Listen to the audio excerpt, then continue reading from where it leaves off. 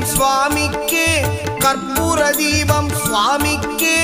ஐயப்பன்மார்களும் கூறிக்கொண்டு ஐயனை நாடி சென்றிடுவார். சபரிமலை